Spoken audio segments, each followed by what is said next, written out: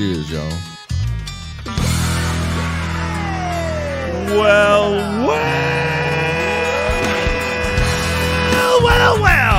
That was a good one. You know, I find that in the summer, I don't know if I'm breathing better or, like the spring spring pollen has calmed down a little bit, and I can hold that a little longer. Welcome, ladies and gentlemen, to this fine program known internationally and around the world as the world-famous Smokin' and Toastin'. Hi, Mom.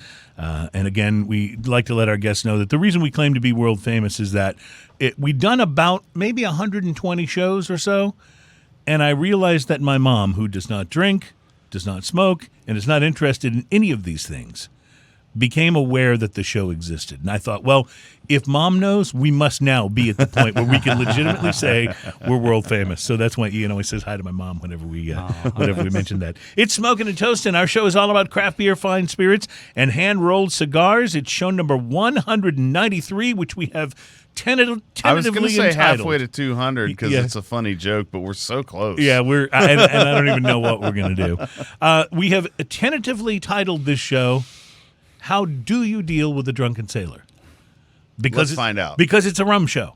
It's a rum show, and we've got Flor de Caña rum, one of our absolute favorites in the house, and Mr. Samuel Fitch with Flor de Caña is in the studio with us. Samuel, welcome. Thank you. Thank you for having both of you. Our studio audience is also very excited, as you can hear. We spare every expense when it comes to sound effects, and we're and we're proud of that. So we're going to talk a lot about Flor de Caña rums. You can see a nice spread already on the cameras of these, and there's an amazing setup here behind Samuel, which we'll have Ian get us a great shot of here in a little bit. But it's when I came into it's pretty amazing. When I came into the building today, and I was walking back towards the studio, my buddy Steve, who's working in an office down the hall, said, "You're going to want to move in there when you see the setup." and I walked in and I was like, "Oh, my new apartment! Awesome!" It's a beautiful thing. Yes, it really is. So beautiful thing. And you can probably see it in the heads-up cam over there, where you see everything. You see a little bit behind here, but we're going to get a better shot. Yeah, we'll get a better shot at the end of the first segment here. Our program is brought to you by B&B Butchers and Restaurant at 1814 Washington Ave in Houston, and in the shops at Clear Fork in Fort Worth, BB Italia on Memorial in Houston, BB Lemon on Washington Ave, and the Ante Cafe and Bar on Post Oak Boulevard in Houston. Yes, we are based out of Houston, but heard all over the world, and July is Craft Beer Month, so we'll talk a little craft beer on the show as well. I like beer. And even do some tastings. Founders is one of those breweries that both Ian and I have kind of zeroed in on as being one of the good ones. You know, the first beer I ever had from Founders was their breakfast stout. Right. And that sets a high bar. Right. So these guys started with these very intense beers, and then they did that all-day IPA, which is now a go-to. In fact, that's what we're drinking for a show beer here, Ian and I. And now they've released an American hopped Pilsner, so we'll be tasting their Pilsner on the program today. Looking forward to that. And then there's something very special. I'll tell you more about this when we get to the beer. But Other Half Brewing, in collaboration, in our case, with a brewery out of Waunukee, Wisconsin called Untitled Art. But Other Half Brewing has gotten together over 600 craft brewers around the United States. Wow. And they've put out this IPA, which is called All Together IPA. And the proceeds from the sale of this beer go to support out-of-work bar and restaurant employees around the United States. So it's a really cool thing. I've been looking for one of these. I was able to find one, so we'll get to taste that today. And then, Ian, I think you might be a little excited about this one. From Monday Night Brewing in Atlanta, Georgia, we'll be tasting their Ante Meridiem. It's a bourbon barrel Imperial brown ale. I love everything about what you said. Now, have you had an Imperial brown ale before? I don't think I've had an Imperial brown ale. I don't think I've had an Imperial. Like, certainly we've tried plenty of Imperial stouts and other Imperial IPAs, but the brown ale, I don't know if I gotta wonder if that's an actual designation or if they just went, wow, this is bigger than a brown ale, so it's Imperial. I don't know. I'll confirm this when we look at the can, but if my memory serves from when I was getting things ready for the show, I believe it's 15.8%. I love that. I knew you would. Nice. So between that and some of this Flor de Caña rum, it's another Uber show for sure. We might as well give them credit right now. So all of that's coming up. There's a lot going on in the world. We will have drinking news, and today's drinking news, thanks to Adam being able to do the research for us, will actually feature a video from the actual incident that's reported in the drinking news. Does it start with a Florida man? 'Cause No, I love those but stories. believe it or not, I think it starts with a Louisiana man. So That's close. It's in a similar vein. And there's huge news in the cigar legal fight. In fact, I just got confirmation just before the show began that on, let me get the date right. It's in August. Trey Boring. Yep, Trey Boring, who is our legal specialist when it comes to cigars and the tobacco industry, Cigar will be Rates of back America. on the show to bring us completely up to speed on where things are. But there's big news, and it's very good news, and we'll be getting to that. It's nice to have good news because there's been a lot of bad news on that front of late. So a lot of things to talk about and a lot of things to taste. And, I think this is going to be one of those shows where we could very easily go on for, hours and hours. I don't know how that works out for Samuel, but Totally okay. Totally okay. Thank you for having all me. right. Well, we're thrilled to have you, and we're excited to talk some more about Flor de Caña because you guys have got, as I understand, some big news to talk about as well. Things that are going on in your Pretty company. exciting. Yeah, just a couple of comments there, if I may. I know you mentioned, so we are the official rum of the world's 50 best restaurants globally. Wow. And we're going to be participating in a fundraising event where all of the proceeds go towards supporting financially other restaurants around the world. That's fantastic. It starts this Sunday, July 12th. We'll be donating a number of our 30-year-old bottles. So we have a 30-year-old rum, single-aged rum. 30-year-old rum. I actually got. It's a really good thing I nice. wasn't standing because I could feel my knees get a little weak when he little said goosebumps, 30-year-old. right? Yeah, 30-year-old. That's fantastic. So on my next visit, hopefully in September, I would love for you guys to sample our 30-year-old rum, and we're also launching a coffee liqueur called Flor de Caña Espresso, which will be here in the market in September. I'll just get this out of the way right now. You should consider your invitation an open and standing one. Oh, perfect. Okay, Thank you. perfect. Thank you. That's anybody that brings that kind of things along with them. You go immediately ask. into the friends category. Don't yeah, ask. the answer's always yes. Yeah. Thank you. That's fantastic. And I know we have some other things that are going on in Flor de Caña. We'll talk about all of those coming up as we do a little tasting. But first, as I like to do about this time on each program, Ian, I'm always curious. Have you smoked anything interesting this week? I have, actually. I have all right, smoked talk to me. interesting.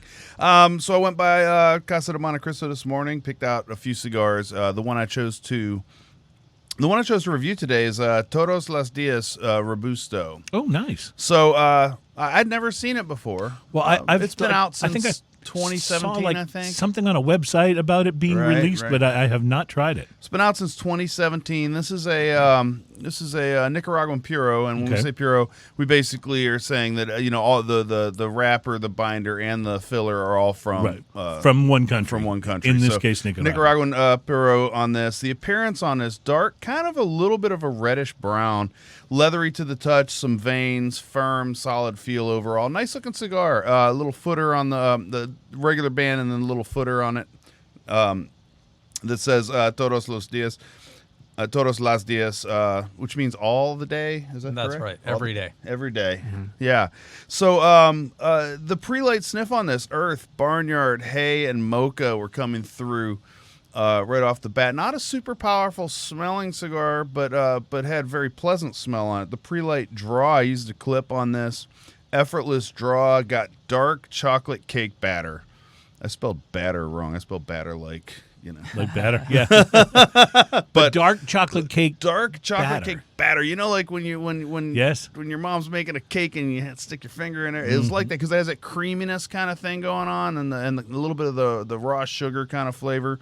It was really, really nice and interesting. I don't think I've ever thought about that when I smell or taste a cigar. Had a sweet, kind of fruity hay and leather things going on in there as well. It had a lot going on flavor wise. The initial light on this was classic Nicaraguan pepper, big smoke, Big and bold, Yeah, big bold pepper right up front. Not harsh pepper, but very bold pepper right up front. The dark chocolate chunk right behind it was very evident. Fermented hay a little bit behind that, and some sweet spice going on, all from the initial light of this, which is a lot of flavors, because sometimes you get that pepper bomb and you don't get a lot of other things going on until the cigar settles in. The first third of this, the pepper subsides somewhat. Dark and fruity, creamy mocha and leather kind of interplay going on in there. It was really, really nice flavor. I was super enjoying this. Solid ash, perfect burn, first third of this. Second third of this, dark fruity notes with creamy mocha. Cedar makes a little bit of an appearance. Pepper makes a little bit of a comeback. It had a slight uneven burn to it, and as I was smoking it, right about the halfway point in the cigar, it tried to go out on me, and I was smoking it constantly. So of course I puffed it a little hard and got it back to lit. Then it tried to go out again shortly after that. To which I did the same thing. I never tended it with a lighter. You just kind of puffed it a little. But I puffed it a little hard. I puffed it back to light, and it resulted in a little harshness similar to what you'd get in a relight in the flavor. I don't know if it got too hot because I was puffing it pretty hard to get it lit again. The last third of this, the burn had evened itself out. I never tended it again, like I said. It evened itself out. Flavors returned overall with just a slight bitterness on the aftertaste, like a slight relight kind of bitterness on the aftertaste. Mocha and cedar coffee are all up front. Sweetness was mostly gone. The pepper was mostly gone towards the end. Still had a hint of dark fruit and spices. This was a $13 cigar. So, for what they're saying is a, everyday cigar, $13 is a little bit on the high side. I don't think of to me, the breaking line is about $12. I realize maybe I'm splitting hairs, but I can't think maybe you can get away with a $10 cigar being an everyday. Yeah. But a $12 cigar is not an everyday for me. It gets a little bit, but, and maybe they're celebrating, having a cigar every day. So whatever. I get it. If I didn't have that relight bitterness in here, I would have rated this cigar substantially higher because I really enjoyed the flavors. But once I had that relight flavor in my mouth, and the bitterness never quite went away, it was still there for the rest of the cigar.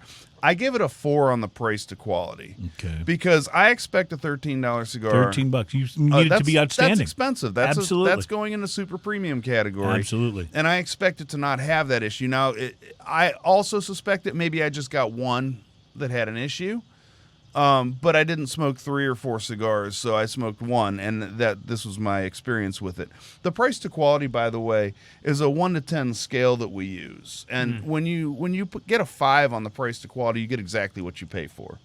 If you score less than 5, well, I feel like I could have paid a little less, especially for how it performed. And if you score above 5, then you're punching above your weight class. It means that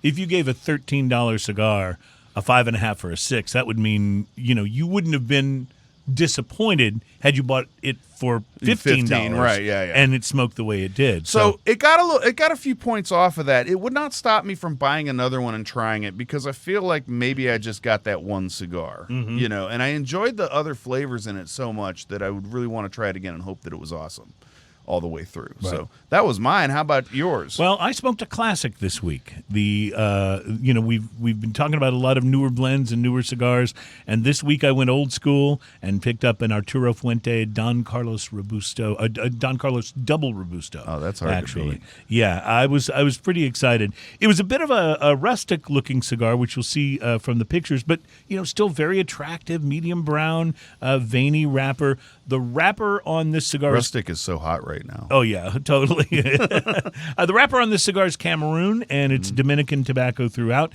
Now, here's the thing. I noticed on the pre-light, the cigar was very firm, packed, like very firm, particularly around the cap and the first, half an inch or so after the cap were really packed. I got some mild flavors of leather and tea leaves on the pre-light draw. But to be honest, it was packed tight enough that I really wasn't getting too much. So that worried me a little about how it would smoke. So I used a punch. I lit it up. Initially, the draw didn't seem to be as bad as I was expecting because it was really tight. Really tight, right. But it was enough. It did impact the enjoyment of the cigar. It was tight enough to diminish it a little bit. I could get smoke through it, but I wasn't getting what I really was wanting Right. out of each. So it caused me to kind of have to overdraw, puff much harder, which made the cigar smoke a little hotter. The flavors were less distinct, and it became a little bit harsher than a cigar like that should be. Because in general, this is a mild to medium cigar. It's not a powerhouse of Right. flavor. It might be more of a dead center medium with the Cameroon wrapper as opposed to the version of this that has the Dominican wrapper. But it's I was working it a lot harder than I wanted to. Yeah, there was some leather, there was earth, there was maybe a hint of toasted almonds, but I felt like I was having to work way too hard to get that.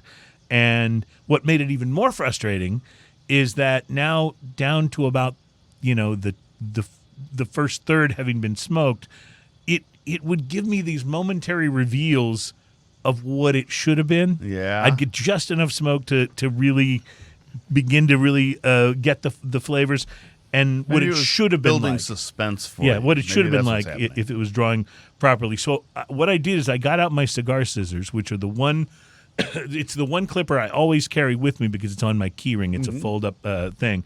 And so I literally just took a small chunk off the cap area. That did improve the draw a little bit. Look, I know this one Cigar Aficionado's Cigar of the Year in 2017, but it's 2020.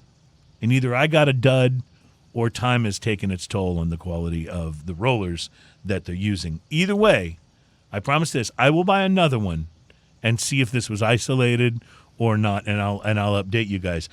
Based on the one I smoked, which is about a $10 cigar, not quite as pricey as yours, Ian, I was going to give it a 3. I was that disappointed because it was so this is just such a quality brand. That's harsh. But I will tell you this. As I got into the last third of the cigar, some of that issue with it being so tight dissipated, and I was able to really enjoy that last third of the cigar. So I'll say 3.5, but almost, in a way, it almost hurt my impression of the cigar because it showed me how good it could have been if I hadn't been, frustrated by the draw. And so that's my take on the Arturo Fuente Don Carlos Double Robusto, which, by the way, I've had before. I haven't had one in a few years, but I would have probably given it a 6 or a 6.5 based on how much I remember. Is that the same enjoying as it the before. personal reserve, the man's 80th? I'm not sure. It did not say personal reserve on the box that I got it Okay. out of, or anywhere on, because I actually saw that online when I was just looking for information on the wrapper and the tobaccos, and I saw the words personal reserve, but it did look very much like from the band the picture that I saw that online that was supposed to be personal reserve. So I'm not 100% sure. Last year, I just looked up my review from last year, and I reviewed that cigar and gave it a good review. I think I gave it a 6 on this. I didn't actually write the last part, but I'm pretty sure I gave it a 6 on this. But I didn't have any issues with it, so I was wondering if that was the same. Well, that last third of the cigar was really good. Once it kind of, and I will say this: it burned fairly evenly. The tightness didn't make it burn crooked, didn't make it go out. It just, I was having to work too hard in the first 2/3 of the cigar. So, and even after I clipped the end off, because sometimes if a cigar is a little too tight and you use a punch, that might not have been the best choice because you could free up more airflow by using a guillotine cutter or right. A lot of scissors or times with the something. punch, I'll check the draw, and if the draw is good, I'll stick with it. But if not, the you draw's go a ahead little and tight, I clip. always go ahead and clip. See, you're smarter than I am. That's just I are smart. that's the way it works. All right, so normally we carry on the first segment a little bit longer, but since the tasting is going to begin in the second segment, I don't know about you, but I'm ready to get to it. I am too, and yeah. also they got Florida Caña news coming up. Yes, that's right. So a lot of great things going on the show today. Be sure and hang with us as we are. I think Bruce Stark says we now can get away with saying 2/3 of the way to 200. We will take a break. We'll be right back. Our guest is Samuel Fitch. And by the way, I also want to mention that our buddy Hamilton from Florida Caña is in the studio with us today, but he's like hanging out in the corner. He's playing background. But he set all this up. So I'm like, we're in your debt, Hamilton. That's pretty awesome. Once again. And we'll be right back. It's Smoking and Toasting.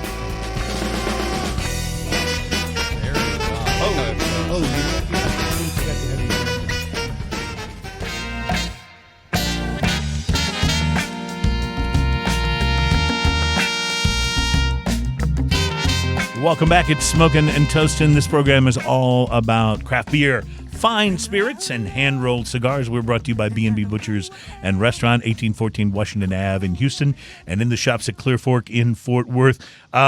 Big news in the world of cigars. Those of us who enjoy cigars have been frustrated with the FDA and their sort of heavy-handed That's a very nice way to put it. Their sort of very heavy-handed way of implementing regulations broadly across the entire tobacco industry that may apply appropriately to some kinds of tobacco, but really don't work when it comes to premium cigars. And since that's what our show's about, we've kind of railed against this a number of times.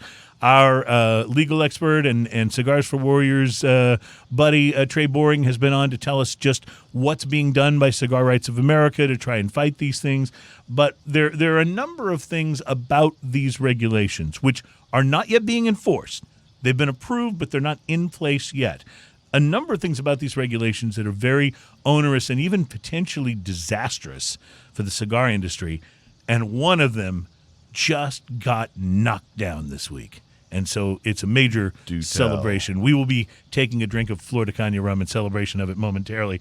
A trio of judges on the U.S. Court of Appeals for the Washington, D.C. Circuit ruled unanimously this week that those FDA warning labels, which were going to have to be one-third the size of the package. Yeah, no matter what the packaging was. They ruled them unconstitutional. They said the FDA had acted arbitrarily and capriciously when it established the warning label plan for cigars in 2016's final deeming rule, and that move means that cigar boxes and cigar ads won't be obscured by those massive warnings. Now, look, I have really no issue with some requirement for there being some warning labels because, it's appropriate to do so.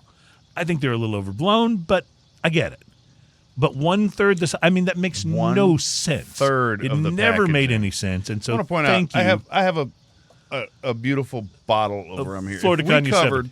If we covered one-third of this bottle with an ugly warning label with a warning in black label, and white print, we would be covering this much of the bottle with a warning label all the way around. That's absolutely insane. Yeah, yes, it is, and it really.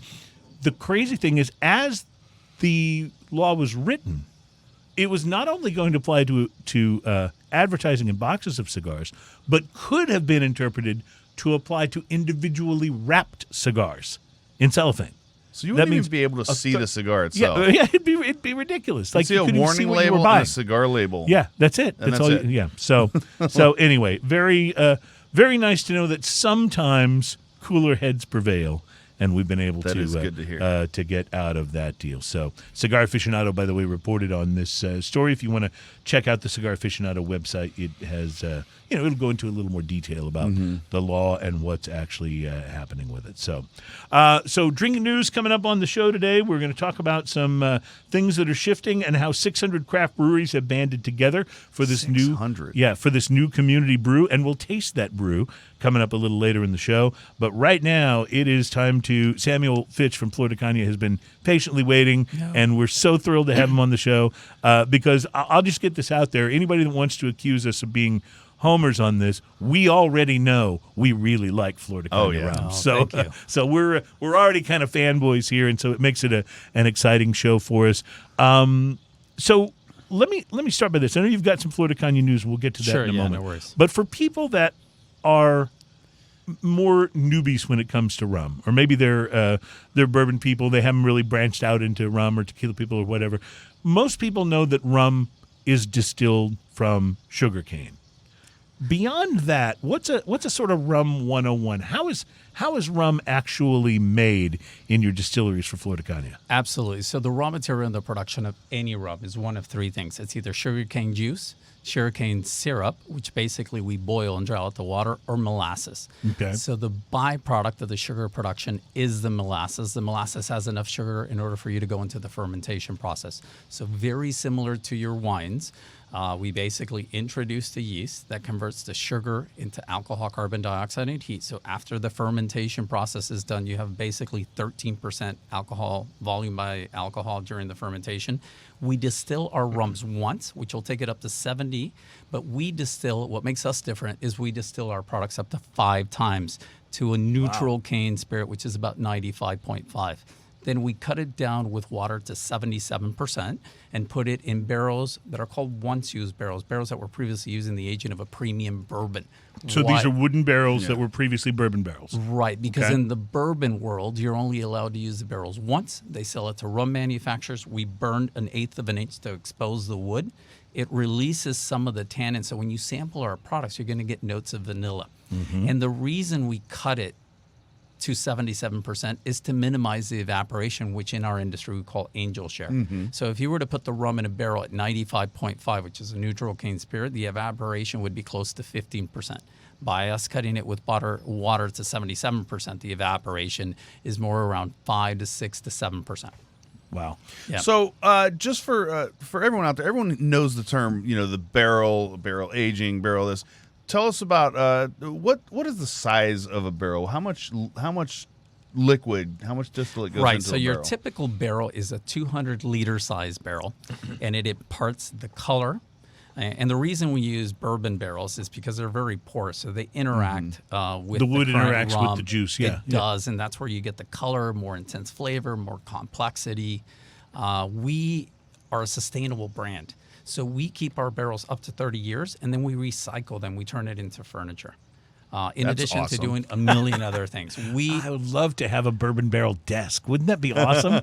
We do have a bourbon barrel. Well, we have all kinds of things made from the staves. The staves, Yeah. which Yeah. is really, really That nice. We is even so have cool. a bar that we've built through staves, furniture, you name it. We have it, tables, is so chairs, cool. and so on and so forth. That is so Very cool. So if I'm looking at a bottle of Flor de Caña and it's a 12-year, Yes. does that mean that rum rested in the one barrel you initially put it in for 12 years? Right. So the bourbon barrel, so what differs from other spirits, the rum industry, is that we don't have any legally requirements with regards to the label. So as a consumer, you got to be really careful, right? So if you were to buy, so the only rum that we have that is single age for 30 years is the bottle that we're launching in September called the 5th generation. Okay. And it's a really nice bottle. It has a volcanic bottle cap. It has the signature of the 5th generation. Our products are 5th generation family-owned company. So we've been producing rum since 1890, so over 130 years. And the reason we're launching it this year is to commemorate those 130 years. Normally, when it comes to our rum, is that we're average age. So, for example, and it's plus or minus 3. So, for example, we don't age rums less than 4 years. So the 12-year-old has rums as old as 15, with the absolute average being 12. And if you look at our 25, we actually have rums as old as 29, with the absolute average being 25. So when I'm seeing the number on the bottle, the 12-year or the 25, what I'm seeing is an average number That or is kind of a the number in the absolute middle. There may be average. some older rum, there may be some younger rum, but the average of the rum in this bottle is that number that That you're is using correct. as your age statement, And correct? because we don't have any legalities regarding the labeling, I mean, like, for example, I won't mention any names, but there's other rums out there that will, for example, say 23. There is no way that every drop of rum has been aged 23, because that Right. bottle would run you $375. Sure. Instead, it's only 10% of that rum is aged 23. The rest is a 4 or 5 year blend. Right. So it varies by rum brand. Ours is the absolute average. So that's your statement, That is is- that when I see a number on a bottle, you guys are saying this is the average, not just Right. the And- oldest rum in the bottle. Right, and Got we it. don't age less than 4 years. So, for example, we have a 4-year-old rum. Obviously, when you age a rum for 4 years, you get the golden hue from the oak. We have charcoal filtered out the color. So it's a clear rum. It is a clear rum, Okay. and it's 4 years. So when you compare it to other rums that are white, those are normally aged anywhere from 6 months to a year, year and a half. That's why we normally win the double gold medal against any other white For with our white white rums, rum. sure. That White makes sense. also being Blanco, obviously, and silver rum is what they call that. Right. a lot of times, Yeah, so we categorize rum. The rum industry, you have white rums, You have gold rum. So your typical gold rum is aged anywhere from 1 to 2 years. We age our rums for 4 years. You have black rum. Anything aged over 3 years is considered a black rum. And then obviously you have the flavored rums. If it's a flavored rum, that means the percentage of alcohol is less than 40%. And in order for you to be considered a rum in the U.S., you have to have 40% alcohol by volume. Right. Makes sense. It makes sense. Well, I think it's time to start tasting. Are we going to start with the 12? Is that the Yes. plan? Ian, do you want to do the honors, or maybe maybe Samuel wants to do the honors if you Yeah, I'd love to prefer? do that. We'll just pass a little. So a little comment on the 12-year-old. So the 12-year-old is called Centenario because we launched it in 1990 to celebrate our 100-year tradition. So again, we've been producing rum since 1890. The wine enthusiast has rated this 90 to 95 numerous times.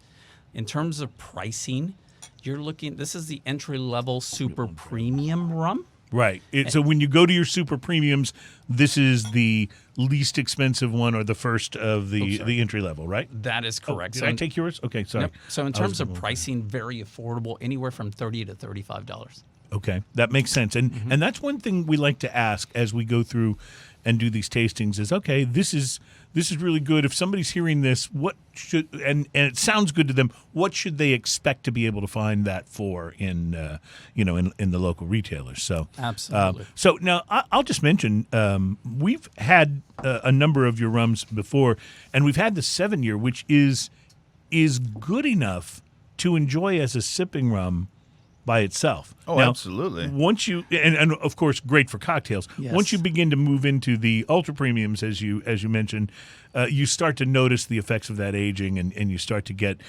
some more subtleties and some deeper tones and flavors. But even just starting with the 7, I mean, it's amazing to me. Yeah. I just wanted to mention because we're starting a notch above it, but it's amazing to me how good the 7 actually is. Yeah. The 7, It's very the impressive. 7 on its own with just a couple chips of ice is delightful all by itself. just I absolutely don't even know that straight it up. needs the chips of ice, but I like that sometimes. You know what I do when I normally sample the 7? I challenge people because the 7-year-old, to me, makes the best rum and Coke you'll ever have. So if the quality of your rum is very poor, what you want to do is serve very little and mask it with tons of Coke. You can actually go 50% of our 7-year-old with Coke. It overpowers the Coke flavor, and it is amazing. That's pretty intense considering Yeah. Coca-Cola flavor pretty much overpowers Overpowers. everything. Yeah. Well, there's a reason that rum and Coke or bourbon and Coke is a thing, because when you're ordering the call liquor at a bar and you get a rum and Coke, you need enough Coke in there to not really maybe notice that The bite. the rum's not that good. Yeah, Yeah. exactly. So I would encourage you guys to try it with ginger ale. Ginger ale and Coke, very, very nice with a little twist of orange peel. Very good. It makes very good mojitos, our 7-year-old. I love a good Highly nice. old, yeah. I love a good mojito. Handshake and daiquiris, which are my favorite. Yes, absolutely. Well, this is really wonderful. It's to be the first one of your ultra premiums, and to be in that, what'd you say, $30 to $35 $30 bottle? to $35, that's correct. It's amazing. And we talk about this a lot on the show. If you wanted to buy, you could buy some good bourbons for $30 to $35. But when you're really looking for the kind of complexity that you can get in a rum like this for $30 to $35, you're talking about a $60 to $70 bourbon. At least that's my take on it. And there's nothing wrong with that. I don't necessarily feel that that's overpriced. Don't raise your prices. Yeah, and I don't feel this is underpriced. But I feel like one of the things I love about rum is that your money seems to go a bit further in the rum category. Yeah, and Chris, one of the points of distinction that I want to bring to you is that Nicaragua is very hot. We have a microclimate. And so when you age your rum for a year in Nicaragua is comparable to 3 years maybe in Scotland because it's a lot colder. So a lot happens with the spirit. Rum has actually got more effective aging than 3 years of Scotch. That's correct. Because of the difference in temperature. That's Well, right. that makes sense. Small science sidebar. The warmer it is and the more fluxes you have in temperature, the more the wood's going to flex and breathe. That's right. Well, It's going to open and close a little bit, and that moves the flavors into the we've talked into the distillate. Yeah, we've talked before about in a bourbon distillery how much difference just the location of the barrel, how high it is stored off the ground, can make a difference. Is that true in the rum world as well? Yeah, it certainly is. Everything that we do is natural. As a matter of fact, if you come to the barrel house, the temperature drops by like 10 degrees because of the evaporation of the rum. Oh, wow. And then another advantage that we have is that our distillery is 5 miles away from the largest, most active volcano in Nicaragua called the San Cristobal. So the soil is very fertile, and then high mineral on the water. And all of that. So the more of the minerality in the water adds a bit to the richness of what the rum actually tastes like. And correct? so you always have, I don't know if you can see the detail in this, but you always have the image of the volcano, in the background. Yeah. That's right. So basically what you improve is the sugar cane. So the sugar cane is high on sucrose, which is the raw material in the production of the rum.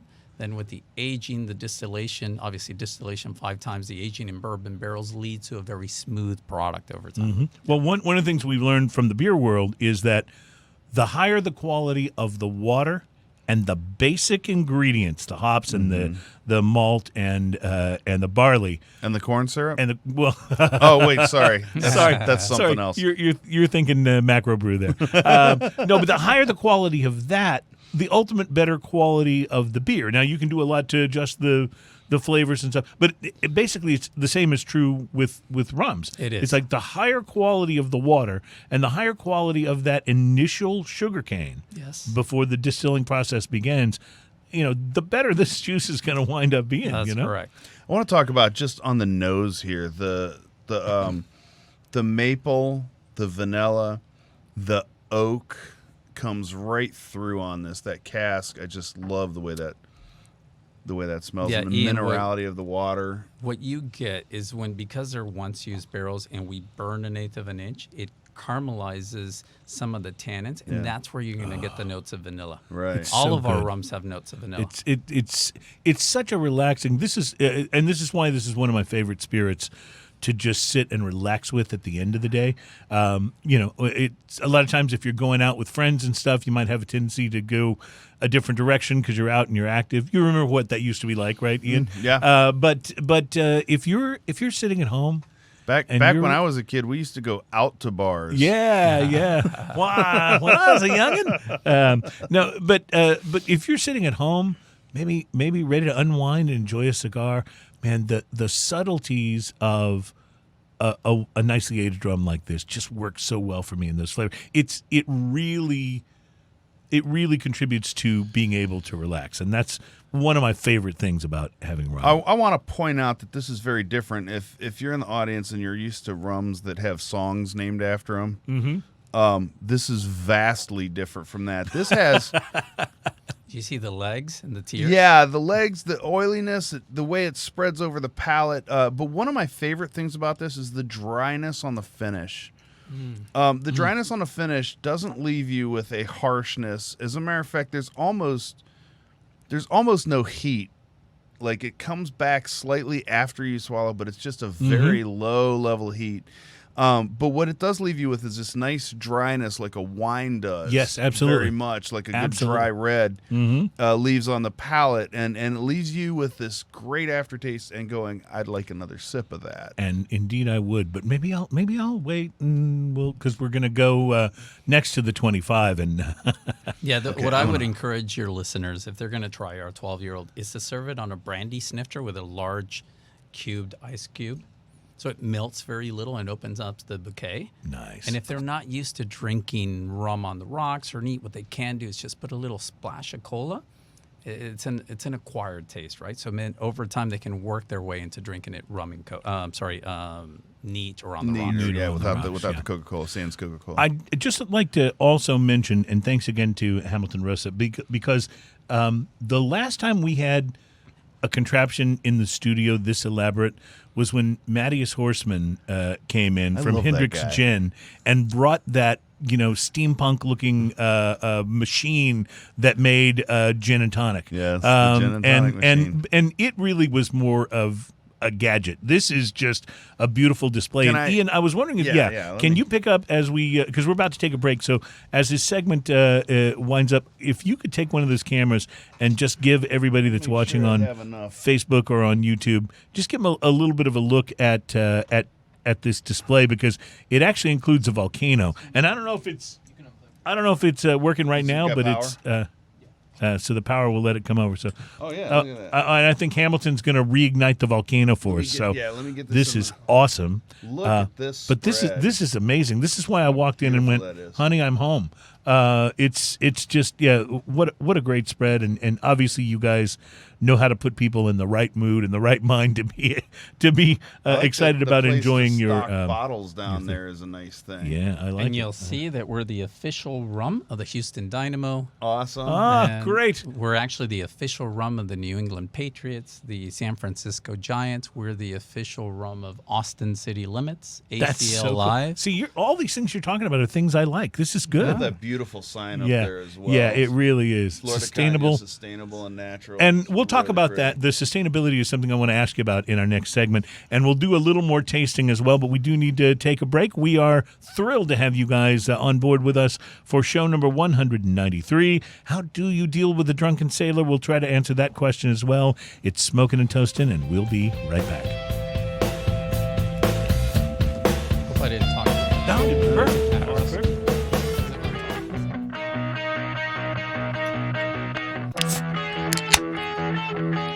Nice. See, you did that in such a musical fashion. Welcome back. It's Smoking and Toasting. It's show number 193. How do you deal with a drunken sailor? Well, you can start by having Florida Caña rum in the house, and we'll get to all of that in a little bit. But Samuel Fitch from Florida Caña is in the studio with us, and we didn't get to our beer tasting in the last segment, so I asked Ian to go ahead and pour this for us. Yeah, if you could pass those on, and I really.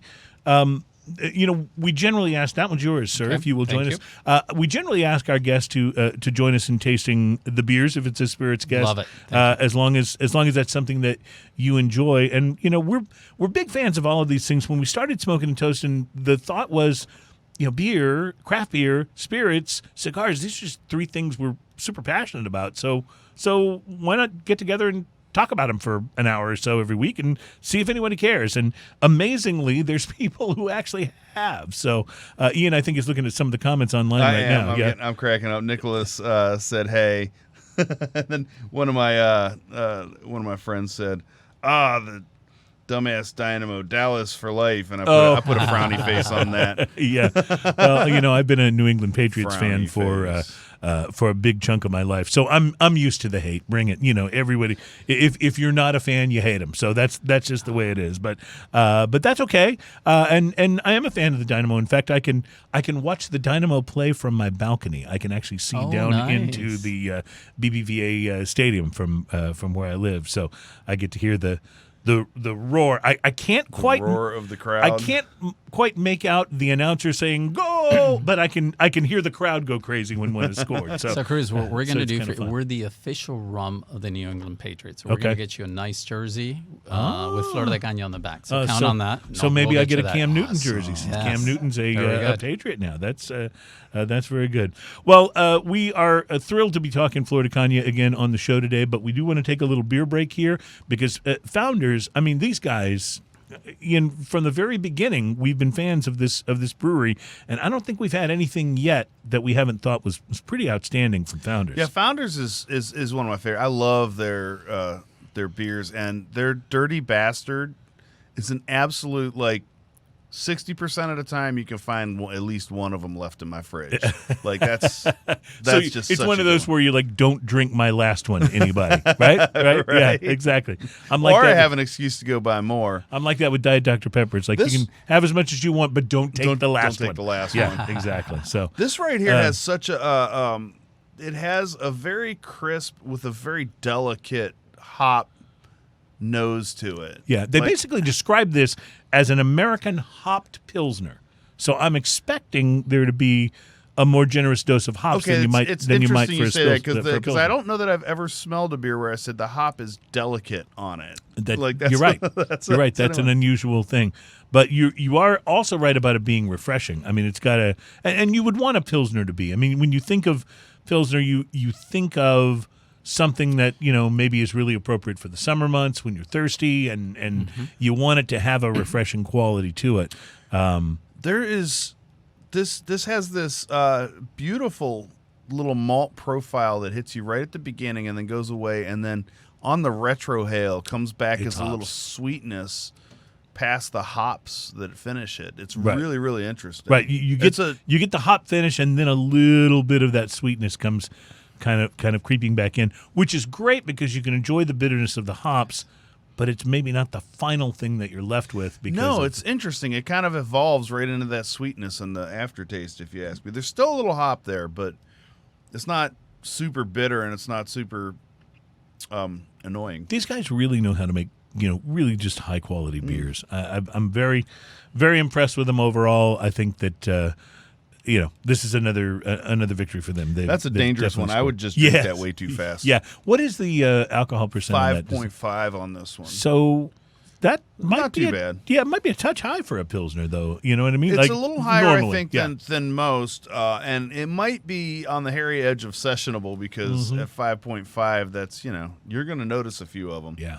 I'm digging it. But it sure is good. Yeah, it is absolutely delicious. It's got just a background. It's got like a beach with the water in the background and a hop right on the front. Hop cluster. I like it. Yeah, a hop head. Founders continues to do it right. I'm impressed. In the studio with us, Samuel Fitch from Flor de Caña Rum. Samuel, you talked about the fact that your distillery is in Nicaragua. Is right. everything distilled there? Do you have any other locations outside of Nicaragua where the rum is produced? Yeah, so we only distill in Nicaragua. It's about 200 kilometers away from Managua, which is the capital. It's called Chichigalpa. And that's right. I remember listening to your last show that I believe you mentioned that the first time you had Flor de Caña was in Honduras. Yes. Oh, yeah. Right. So essentially what happened was in the 1980s, there was a civil war in Nicaragua. So we produced rum and stored it. And we owned the largest stock of aged rums in the world. And we were bottling our Flor de Caña in Honduras for a number of years. So many Hondurans are very... All right, so this would explain it because we were at the very gracious owners of the Aladino Tobacco Farm. Oh, right. Had us in to spend a couple of days and learn how their how their process worked and how they grow and roll and package the cigars, and they were very kind and gracious hosts, gave us more cigars than we could ever have smoked in a day. But they also provided some great food and some great beers and spirits, too. And the spirits were primarily Flor de Caña. Flor de Caña, yeah. yes. So they actually had a pretty nice bar, but we wrecked the rum. Yeah, the Flor de Caña was so good. And I don't know if I mentioned this in the show you're talking about, but that was the time that there was this guy who kept making himself rum and cokes. He was one of the guys from one of the cigar shops, I think, in Pennsylvania. Oh, down there for the tour, and he kept taking the bottle of the 25 and putting it in the in the freezer to put in his rum and cokes. I'm like, dude, here's a 7 that will work really well for rum and coke. Put it in the freezer. I want that 25. Yeah, but, Chris, I got to tell you, the 25. So I've been in the alcoholic beverage industry for 25 years. The 25 is by far the best rum I've had in my life. It is amazing. Wow. Amazing. That's a statement. The best rum I've had in my life. That's a statement. Now, is that what we've got? We got a bottle of the 18, so we'll hold off on the 25. We'll do the 18 next. But sure. And in fact, let's go ahead and start that process. Yeah, what's stopping you, man? I noticed that you also. We'll start in the 25 or the 18? No, let's do the 18. Sorry, I grabbed the let's wrong do the one. 18. I noticed that you also brought some Ghirardelli chocolates along. Yes. Now, and is this essentially part of your display? Because I see you've got some of the bottles of. Is this some of the molasses? That is molasses. Okay. So at the distillery, we produce sugar, ethanol, and rum with zero environmental impact.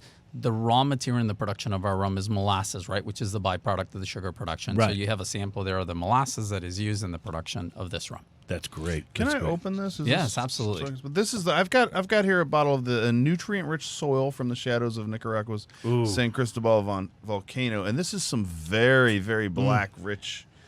Yeah, so it's very fertile. Obviously, the volcanic ash, It smells the rain. awesome. That's what you want Earth to smell like. I'm going to pass this over to you as well, Ian, because this is the There you go, this is the pure molasses. Black that Earth is. Yeah. And the pure molasses here is something you've really got to. I'm taking it that this is a chunk of one of the staves, correct? That is correct. And so we burn 1/8 of an inch. So you can kind of see a little bit of that burn here, the way it's chipped away. which, this is going to impart a lot of flavor to the rum that's resting in that correct. barrel. So for that's many wonderful. years, we used to use barrels previously used in the aging of Jack Daniels, right up until about 10 years ago when China began buying tons of the barrels. So we use premium bourbon barrels. Nice. Once used barrels is what they're called. And I would assume that your master distillers have a process where once you kind of establish, let's say the 18, which is what we're about to sample, once you kind of establish what the flavor profile of the 18 is, Yes. then from year to year, do they work to keep that same Without a flavor doubt. profile in Consistency, every release of the 18? Yes. So Okay. how do you affect the aroma and flavor of a product? First of all, it has to do with the yeast. The yeast has something called congeners, which gives you the aroma and flavor of each product. So we grow our own yeast in Nicaragua through the different fruits grown in Nicaragua, from mangoes, plátanos, or bananas, and so on and so forth. So each one of these SKUs has a different yeast strain, which affects the aroma and flavor of the product. Then the distillation process varies a little bit by product as well. And then I mentioned to you guys that we use once used barrels. So even though I mentioned 1/8 of an inch, some of these get 2/8 of an inch, 3/8 of an inch, which affect the flavor. So every formula, if you will, is very different. And of course, we distill our products up to 5 times to give you a neutral cane spirit. And then we reduce it to 77%, put it in the barrel. One of the things that we do that other spirits don't do is we don't use caramel. So your typical spirit manufacturer will add caramel to keep consistent color. This is the actual color of the rum coming out. And This why, is how it comes out of the barrel, the color that's that we're looking right. at here. And Wow. why are we able to do that? Because we're absolute average plus or minus 3 up or down. And so it's the same color. Right. That makes sense. That makes sense. Well, so it's interesting that caramel is added because So we don't add caramel, right, others do. Right. That's what I meant. The caramel is added by others, not you guys, because caramel is one of the flavors in the profile Right. that you're often getting when you're sampling Yeah. a rum. So what you're telling me is if I'm getting caramel in this flavor profile, It's from the it's from the interaction juice from the wood. itself. It's And as a matter of been fact, added. I watched your last show, and I believe you put some rum in your hands as a sanitizer, and then it Yes, evaporated. right. That's to show you that we don't use caramel to enrich the color, and our rums are 0% sugar. That's awesome. Yep. That's awesome. 0% This- sugar added. So Definitely steps up the level of here's that word, smoothness. This is so smooth. There's almost a creaminess to the texture of this as well. So when we had our friend Chris Hart, our expert, a whiskey expert, on the show, we sort of began talking about the fact that smoothness is often like one of those sort of cheating words. Like smoothness isn't necessarily a positive thing when it comes to to spirits. But I don't know how else to. Right. I don't know how else. That's the classic, right? But I don't know how else to describe this. And it is not a negative at all. How about it's silky? It's very silky. Silky? That's a good It's one. got a I would say buttery, but it doesn't have a butter no, but flavor. it has a creamy sweetness to Right, it almost. right. Creamy might not be the right word because it doesn't. I don't know. It's so interesting how silky and delicious this hits the palate. It definitely takes things another very big step in that direction. This also from has the 12. To me, Right. this also has a little more of that wine quality to it. As That's a far good way as to put the it, yeah. Oak, and as far as the dryness on the finish and those kind of things, it has a little more heat that comes back to you Right. in a very pleasant way than the 12. But it's very good. There is though a wonderful smoothness to this. I mean, Malort, it is not. It's just okay. So maybe here's a way to say it. It has virtually no bite to it.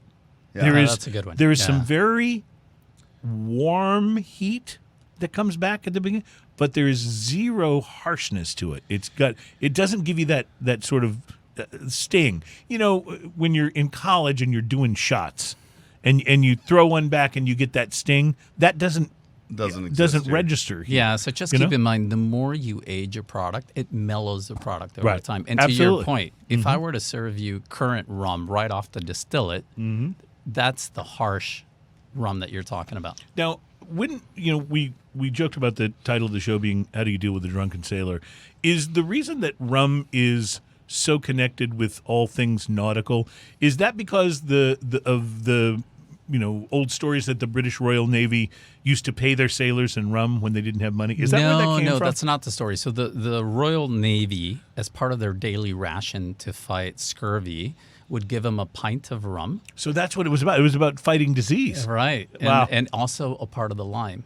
And so they stopped that in 1970. At the end of the day, what was curing the scurvy was actually the lime that they were having versus the rum. But they were enjoying the rum a lot more than the lime. So, yeah. And then you'll also hear the stories about rums and pirates, for example. Right. So back as early as 1293, a lot of the kings and queens of Europe didn't have the large enough navies to enforce the rule of law in the ocean. So what they did, they would give letters of marque to captains of boats, sanctioning them to capture other boats and taking their goods, where they would send 10 to 15% of their goods to the king and queen, and then they would distribute the rest amongst their crew. And that's when you start hearing the stories of pirates in the Caribbean. And why it's so connected to rum. And that's why it's so connected to the rum. That's right. Yo-ho-ho and a bottle of rum, all those things that you associate with pirates and sailors. And that's so interesting. Because, honestly, when I think of rum, I think more of the Latin American countries where where the sugar cane is likely grown. Maybe not all rums come from there, but mostly they do, and from a lot of the different Caribbean islands. Caribbean islands, exactly. But you guys is in Nicaragua, and I find that so interesting because there's such richness to the culture there. Now, I know that Nicaragua has struggled some in terms of. At least I know this from things that I've read about the cigar factories with the pandemic, and that some of the factories had to close down for a while. Now I think most of them are reopened. Has it had any impact on you guys being able to continue to distill and the people who are working there in your distillery? Yeah, no. Thankfully, it has not infected our supply chain. And we took some precautions because we expected something to happen. It turns out the local government wasn't taking this very seriously. Right. Initially, that was really a problem in Nicaragua. So what we did is we produced some rum and sent it to Panama as additional inventory. So smart. But nothing has been ultimately came of it. That's right. Very interesting. Well, it's had an impact on American craft beer. I mean, there's been no doubt about that because so many of the smaller breweries derived so much of their revenue from a combination of what they would sell when people would come to the brewery in their own brew pubs and in their own beer yards and beer gardens and things, and what would be on tap in bars in the surrounding neighborhoods for the small guys. Those are the guys that are hurting the most. The guys that have some distribution into liquor stores and in grocery stores and convenience stores are doing a little better because alcohol consumption is actually up. That's right. You guys have wide distribution. You can find Flor de Caña all over the world. Have you seen during this time when people are drinking more, but there's other things that are affecting and kind of flattening the alcohol business? What have you seen? Has it been an increase or a decrease for you guys? Actually, for us, we've had the opposite effect. So in the United States, we sell around 160,000 cases.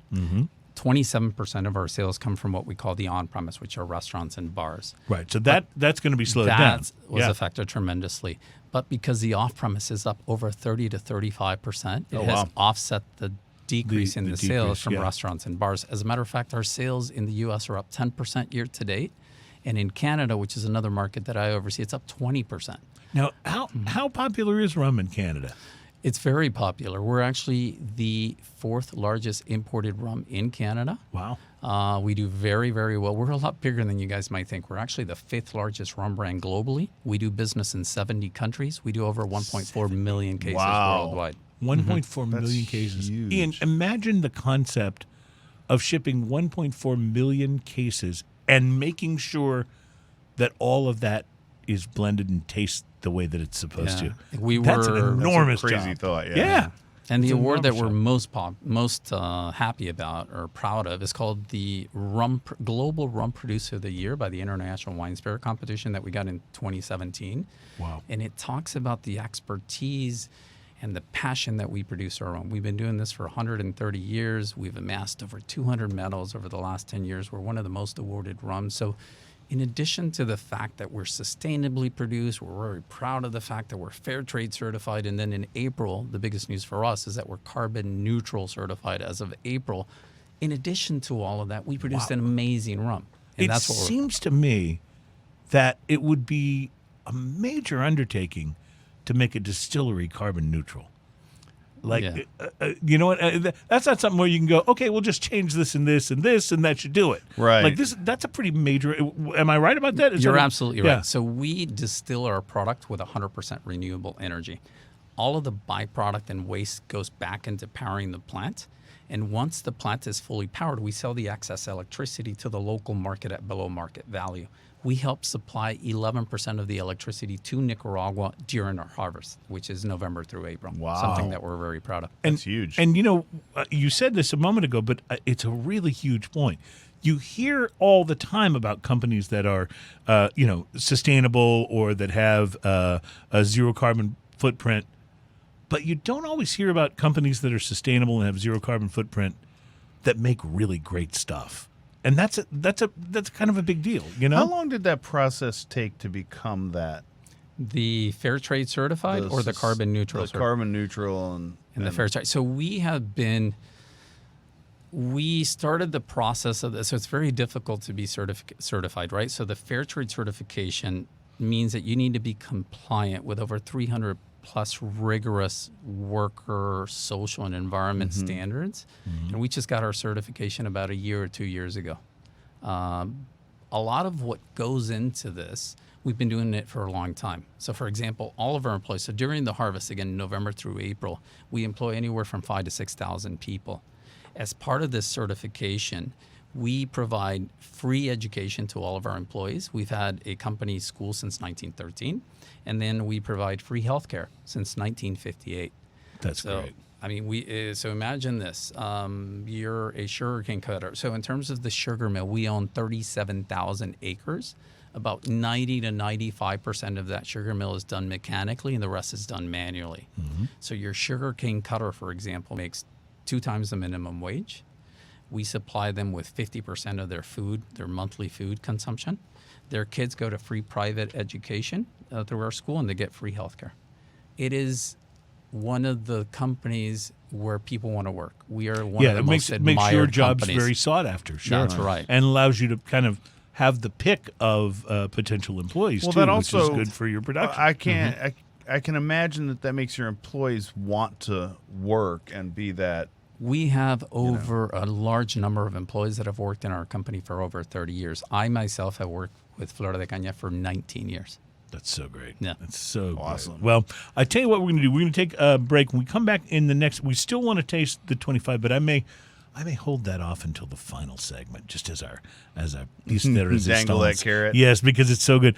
So maybe in the next segment we'll do a couple of beers. We have this IPA from the Altogether IPA from 600 different different breweries have collaborated on, and then we have the Ante Meridiem from Monday Night Brewing. This is a bourbon barrel Imperial brown ale. So maybe we'll do both of those in the next segment, and then we'll do one more rum to close us out. What do you say? That sounds awesome to me. It sounds I'll follow good. you. It's Smoking and Toasting show number 193, and still to come, we do make an effort to answer the question, how do you deal with a drunken sailor?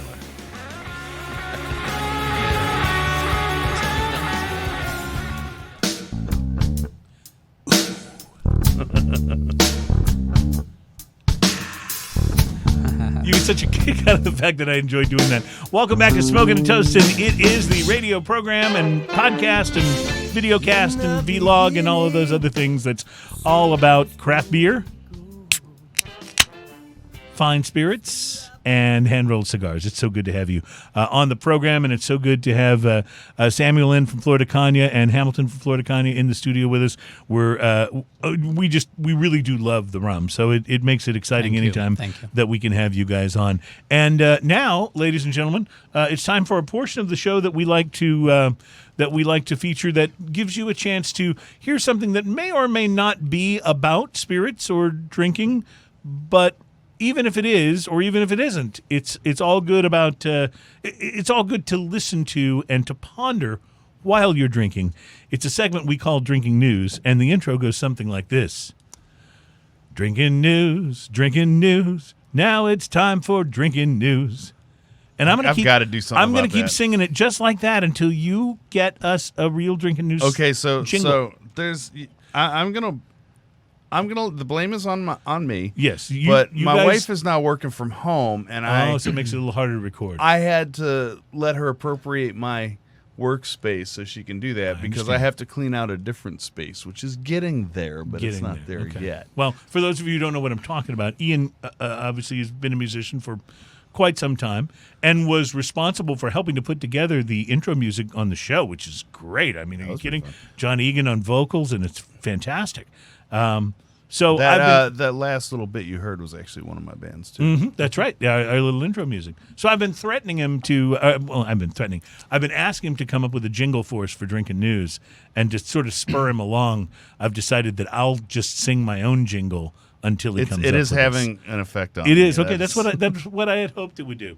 You know, sometimes we do Drinking News because we find a story that just has to be shared. Sometimes it's actually an accompanying photo or video that really makes Drinking News. And in this case, it's going to be a video. So those of you who are able to watch the show, either live on Facebook or on YouTube, will enjoy this as I read you about read you our Drinking News story, which doesn't start a Florida man, but does start a Louisiana man. Faces charges for swimming in a sporting goods store fish tank. And Adam, you can roll that video anytime you want. The suspect told reporters that he plunged into, at least he had a good reason, he plunged into an indoor aquarium in a Bass Pro Shop in Bossier City, Louisiana, to celebrate getting 2,000 likes on TikTok. Oh, Lord. That's okay, he's getting out. a reason? I thought he was his drowning. reason. They were able to reel him in, and he was captured on video swimming through a fish tank in a sporting goods store. And really, I could read you the rest of the story, but that was. I think that's enough. The man said that if he got 2,000 likes on TikTok, that he would jump in the tank. I got way more than that, he said, and I didn't want to be a liar. Was it worth it? That's the question. Well, it's almost worth it because we get to see this video. That almost makes it worth it. But yeah, for him, I don't know. A woman who was in the store said, "We heard a big splash, and I thought it was one of the fish. My fiance was like, somebody's in the tank," and we saw the guy swimming. You know, this is the story goes on. Thank you for that voice. But yeah, no problem. There was no extra charge for that, by the way. So anyway, there's your story. There's your Drinking News for another edition of Smoking and Toasting. Thank you for playing. Now, Ian, I wanted to mention also, and I think we've mentioned this on previous shows, but we haven't really dug into it. There's been a really cool thing that has happened in the world of craft beer as more and more breweries and more bar and restaurant employees are dealing with the hardships of things being closed. Here in Texas, the bars were allowed to reopen again with a lot of restrictions, but then as the cases began to spike of the coronavirus, they've been closed again. So there's a lot of people who are regular. I'm worried about our friendly Reserve 101 that's over by my house, because I drove by there today, and I got to tell you, it looks like they're taking everything out of there. Like, I know they reopened, and then they closed again. Didn't it just recently sell? I'm not sure about that, but I know they reopened when the reopening started in Texas, and then I know, obviously, they closed again because bars are closed again. I thought two of the bartenders that worked there actually bought the place out. Wow. So I wonder if they're taking this opportunity to say, okay, we're going to redo the place. Maybe. I don't know. I have to look into that. I don't know. But craft brewers around the world struggling during the pandemic have at least decided that they want to come together to help their own. More than 600 breweries in 48 states of the U.S. and 51 countries have created their own all-together beer. So the way they did this was each brewery was given the same base recipe, and they added their own twist to it. So the all-together beer that you get from one brewery begins with the same recipe, but everybody changes it up just a little bit, so it's going to be slightly different from brewery to brewery. A portion of the proceeds for every sale helps hospitality workers who have lost their jobs. And Ian, the one that we're sampling here is from Urban Island, I believe. Is that the name of the brewery? I can look back at it just on my notes here. It says brewed and canned by Untitled Art. Untitled Art. I'm sorry, and that's correct. Untitled Art, and that is Waunukee, Wisconsin. out of Waunukee, Wisconsin. Yep. Other Half Brewing, I think, originated the recipe, and then all these 600 different breweries came up with their own twist on it. This particular twist is from Untitled Art. In the Houston area, which is where our show is based, Urban South Brewing was the one that created the beer for this We'll have to see particular if we can get region. a hold of that. Actually, they're coming on the show in a few weeks. I love So that. hopefully they can bring their Even better. their version of All Together now. So This you've had a chance version to, of you've had All a chance Together to taste now it. Yes. is very much like pineapple Mm-hmm. and Wow. and grapefruit. A major pineapple note there. Oh yeah, big time pineapple with a grapefruit finish. I don't know if there's beer in here. It's delicious. It almost tastes like a slushy, doesn't it? Yeah, but if this was slightly frozen, it would be like almost a cocktail. This is fantastic, by the way. It's very This drinkable. reminds me a bit of Ghost in the Machine, which is from Parish Brewing, which is one of our favorites in the IPA category. I have to tell you, as IPA, and it says right here, it says, let's see, Mosaic, Citrus, Simcoe, and Cashmere. So those are the hops. All on there. Hosted by Other Half. There's not a whole lot of other information on here. Worldwide collaboration brewed to support hospitality professionals. Very simple can art. Just has all together in a circle. The back of the can is kind of green, grassy looking thing. It's good. It's very drinkable. It's not hoppy, annoying bitterness on the back end. There's no pine cone or resinous flavor to it. It's very fruity. If you want to find out more information about this beer and about this whole movement, you can go to a spot on the web that is altogether.beer. I didn't know there was a .beer extension beer? on the web, but I'm so excited. That should totally be, we should totally change up from smokingandtoasting.com to smokingandtoasting.beer. We should totally Right. do that. Wow. Well, that's a really good thing. And well, these guys in Wisconsin did a nice twist on it. Either that or that's a really good basic juicy IPA recipe, because that's quite delicious. Agreed. That's quite delicious. Now, it's interesting when we have guests on the show.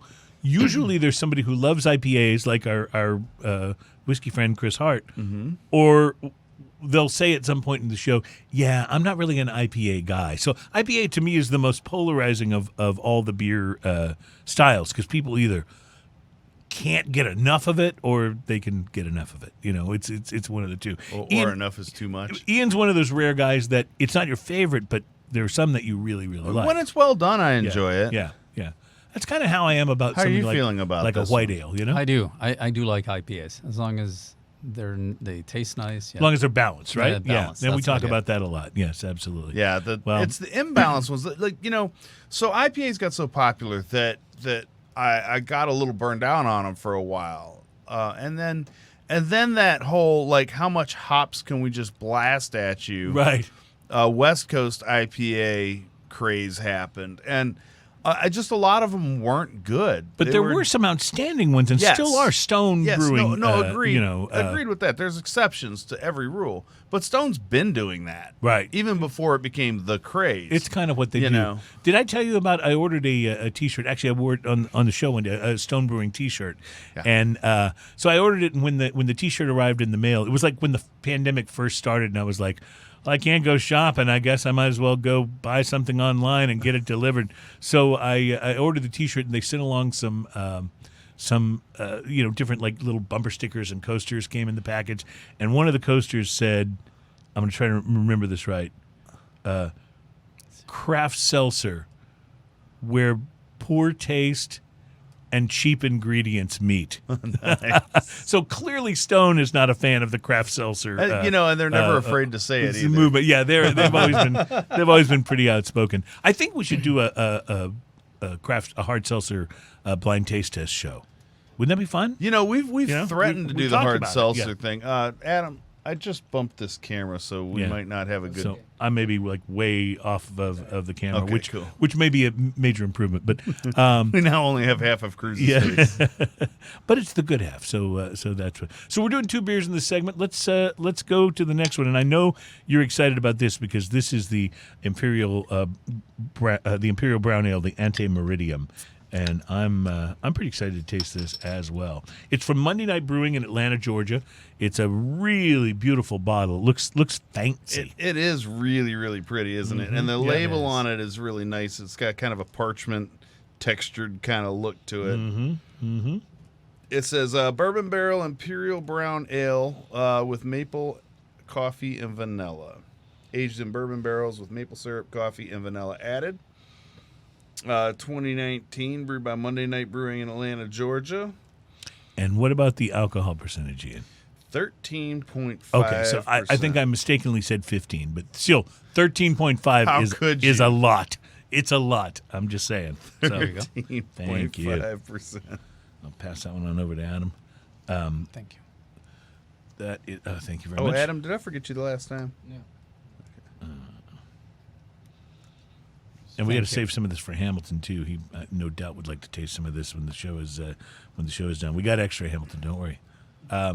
So he's just always so generous to us. We got to make sure we return Gotta the take favor. care and of him. Yeah, include we him. have actually a little bit of everything left so far. It was very interesting because one of the last events that I went to right before everything shut down was one of Hamilton's events in downtown Yes, Houston. that was I so remember we fun. all came out. We smoked some cigars. We enjoyed He some gave rum. us cigars. He did. He's that kind of a nice. guy. See, I'm telling you. But it was always fun. And I know that a lot of that stuff has come to a screeching halt.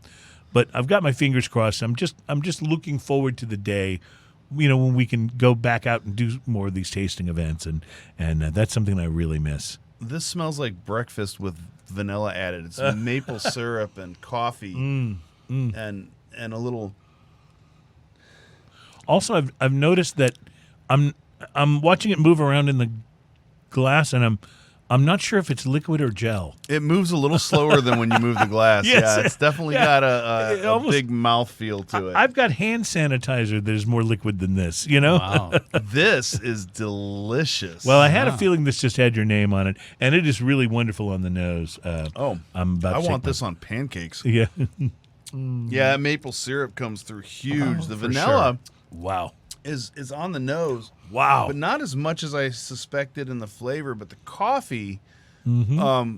it's like the maple syrup sweetness and stickiness is there, and then the coffee's there just to finish it off Yeah. and leave a little bitter, so it doesn't linger too much.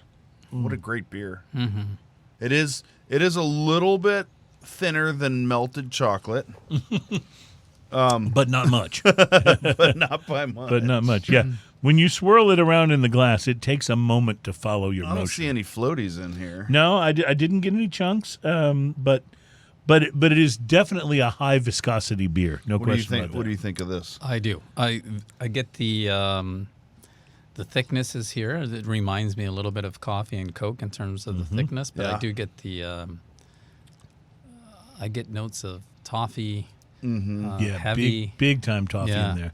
I tell you what I'm going to do. I'm going to save a little bit of this because in our last segment we're often fond of going back and forth between the spirit and whatever the bigger beer was that we had on the show. And Yeah. I have a feeling this I like and this one. the this and the 25 might have a happy little relationship going. Nice. By the Yeah. end of the show, we'll see. So darker beers in general and rum seem to really pair well, and rum and cigars are it's hard to it's mess hard that to mess up. Yes, Yeah. it is. And sometimes with cigars, cigars and beer are the finickiest because some beers go great and some don't go at Yeah. all with cigars. Cigars and rum are probably about the easiest.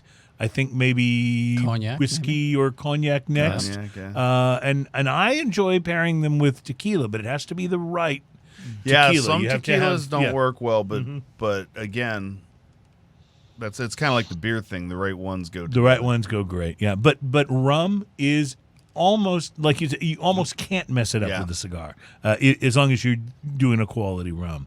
And so, speaking of quality rum, we are going to get to some of that in our final segment as we get to the Flor de Caña 25. And I just want to repeat that you are absolutely invited. We can book it when the show's over if you want for the right date to come back with a bottle of the. It's 30. Can't Yeah, it's a wait. 30-year single-age rum. So all of the rum comes from a barrel from 1988. It's called the fifth generation. It's called Fifth Generation, and it's to commemorate our 130-year anniversary. So unlike the rums that have the year designation, the age designation on them here, which is the average year. That's correct. So it's in the this absolute case, average. all It's 100%. of the Every rum. drop of rum has been aged Oh, for 30 my years. God. Right. And so what ends Wow. up happening in the rum world, This has got to be a fairly pricey bottle, right? it is. So it sells for $1,200. Okay. So what happens in the rum world is you can basically age a rum as much as 30 years. Anything above that is very similar to the protection that you put from the sun. You know how the SPF, Right. anything above 30%, the percentage of protection is very little. It's Right. diminished return It diminishes. at that point, yeah. That's the same way. The most you can really age a rum is 30 years. Then after that, it's diminishing returns. Yeah. It's really not worth it. So yeah. Ian, Well, and in some cases, like I know with Scotch, they get to 40. I think it's 44, 46, and it actually starts to kind of go downhill from Oh, that is it? point, Okay. yeah. if I'm not correct. I think that's Wingo told us that a while I back. do remember him telling us Yeah. that. And so that's why you see the Ladybird 42, but you don't see a lot older than that because just generally speaking, it'll actually go backwards.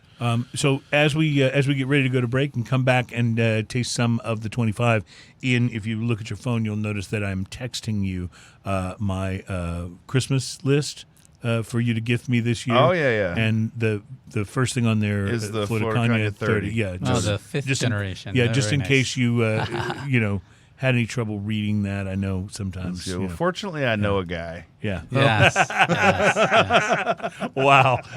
Okay, that's not imposing at all. All right, we'll be right back with our final segment and some 25 with our new friend in the studio, Mr. Samuel Fitch from Flor de Caña. It's Smoking and Toasting. We'll be right back. Awesome.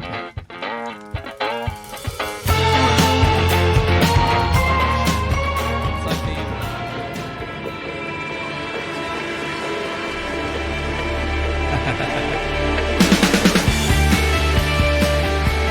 Welcome back, ladies and gentlemen. It's Smoking and Toasting, back for our final segment on show number 193. We're brought to you by the fine folks at B&B Butchers and Restaurant, 1814 Washington Ave in Houston, and in the shops at Clear Fork in Fort Worth. Now, we are big fans of Flor de Caña.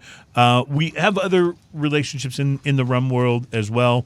One of our favorite guests on the show has been Greg Doxakis from Plantation He's Rum. a lot of fun. And there's a pretty important news story about Plantation Rum this week. Those guys are changing the name of their brand due to its meaning, a large farm. Founder Alexander Gabriel originally named the brand Plantation, he says, because he grew up on a large farm, and he founded the family business, which also produces cognac, the Maison Ferrand brand. But due to the fact that companies and brands everywhere around the world are examining their brand names, their advertising, all of these things in light of how sensitive those are, given what our country has just gone through with the George Floyd protests and everything. And a lot of people are reevaluating. There's been bands that have changed their names, and they said, you know what, we may not have done this or we may not have named it this out of any ill intent, but maybe it's time to look at it differently. And so that's what Plantation basically says they're doing. They have not announced what the new name will be, although they say, the juice will be the same and none of the, blends or anything like that will be changing. So it's, it is a little bit of a different world out there in the business world right now. And so, I'm not always in favor of when people take things to an extreme and kind of force brands to do things, but I'm always in favor of things when brands say, let's self-examine, let's evaluate. Yeah. Is this really important? And if someone could perceive it in a way that we don't mean it, but that isn't a good thing, maybe we should change it. So I think I'll applaud I him think for it. that I think that's a responsible brand. I think when other people hold, for instance, the fact that plantation, the word plantation, in America, I think tends to make us think of the South and the slavery and things that may not be as like right as and as that was very sensitive, sure. negative. And even though their name had nothing to do with that, Right, it wasn't what it was about. He grew up on a large farm, a plantation. I That's think, what he named it. You know? Right. I think the fact that the company has said, we can be dynamic. We can do that. I think it says a lot about a company. I think do you're that. right. And I also think that it would be over the top for people to expect them to do that. But I think it's an awesome thing. I totally agree with that.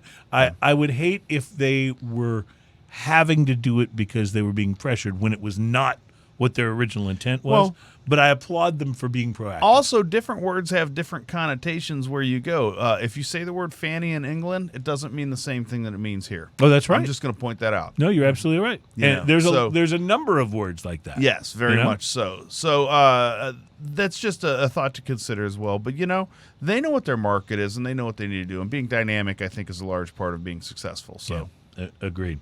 Well, one of the things that we have always loved and respected about the brands that we've kind of made friends with here on the show is their ability to have, a sense of not only make a great product, but have a sense of social responsibility. And it's one of the beautiful things about Flor de Caña, and that's what we were talking about a few moments ago about taking a brand where you actually go through the steps required to achieve sustainability for your brand, to achieve a place where you can say, hey, we are certified fair trade, or a place where you can say, hey, we're certified carbon neutral. I mean, you can say that you are, but to be certified that is a completely other thing. That requires, as you were saying, a pretty big checklist of things that you a level saying. of commitment. A real commitment. And I think, in the world that we find ourselves in today, I just think it's more important than ever to be responsible about the planet and about how you treat the people of the planet. And I think that's just so commendable. And you guys seem to take it so seriously. And like I said in the last segment, you also make great stuff. Like, it's one thing to take it seriously if your stuff is just okay, but your rum and your commitment are both equally respectful. And Chris, the other thing I'd like to add is we give back to the community. That's so there's absolutely right. two foundations that we support very heavily in Nicaragua. One of them is called Drunken, which was founded in 1991, and it provides free medical services to child-burn children and also children that have cleft palates. They've done over 600,000 medical services. Wow. So we support them. And then also the American Nicaraguan Foundation, which was founded in 1992. And this is a foundation that tries to alleviate poverty. So we also support them heavily. They go into poor communities, provide water, food, housing, and education. So we're more than just a rum producer. We care about the people in Nicaragua. I mentioned to you guys that we supply 11% of the electricity to Nicaragua at below market value during the harvest. On top of the fact that we produce a sustainable product. Right. And, it's I've not had an opportunity to spend time in Nicaragua, but Ian and I both got to spend time in Honduras, and you can see that the conditions there for workers, for the working class, is very, very different from conditions for the average working class person in the United States. And it's something that, when we're smoking Nicaraguan cigars and enjoying, spirits from those areas, it's not something that's necessarily uppermost in our minds in the U.S. But to see the people there and to see how and the guys that we were on their plantation in Honduras were handling that in a similar way. They really took care of their employees and helped to make sure their children got proper education and schooling and really worked to give back to the community in ways similar to what you're talking about.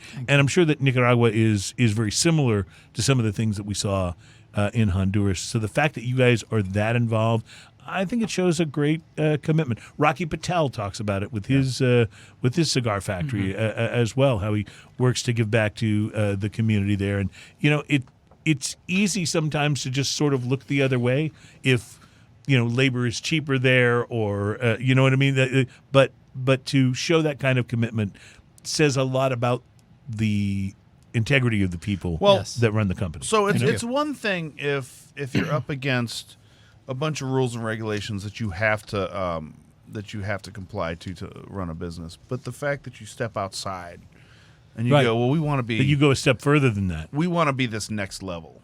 Makes a big difference. It really is. Yes. It really is. Yes. Is it possible?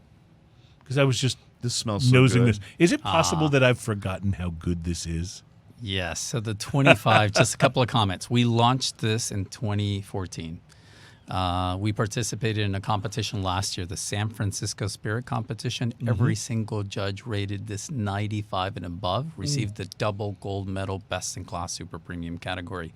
This is the best rum I've ever had in my life. It is amazing. Now, have you you haven't tasted the 30 yet, right? Because it's not out. I have tasted it. Right. I still prefer the 25. Really, that's so Yes, interesting. Well, yes. It'll be very interesting to compare. Now, you mentioned what the 30 was going to retail for. What is a retail average for a bottle of the 25? So the 25 retails for $155. Okay. $50 for the 18, and then $30 to $35 for the 12. And I got to tell you, I personally prefer the 12 to the 18. It makes great rum old fashions. Drink it on the rocks. Rum sour is also very good. So, food for thought. So at about $150. So This becomes to me the rum equivalent of my very favorite tequila, which is the Jose Cuervo Reserva de la Familia, which is right at that same price point. And I got to tell you, if you were to offer me either or, that'd be a tough choice. I mean, this is in that stratosphere for me. This is an absolutely I wanna amazing tell you and delicious a rum. funny story. So a couple years ago, I'm in a brew club called CCSD, the Connoisseurs Club of Smoking and Drinking. And we go on a road trip every year, and it's usually the same route. And we stop at the Shiner for the Spotzel Brewery, and then we end up camping out at Canyon Lake. But one of the stops we have was in Gonzales, and there was a fledgling rum company there called Immortal Rum from Gonzales, and super nice guy gave me a bottle of rum. We were talking about the show, and I said, sure, I'll try to bring it on the show, that kind of thing. It was not good. It was, I'm sorry to say, it was the absolute worst rum I've ever tried in my life. Wow. Oh, So geez. I was talking about this just recently with my brew club at a meeting, and I thought it would be fun to go, you know what? I'm going to literally bring the absolute ends of the spectrum.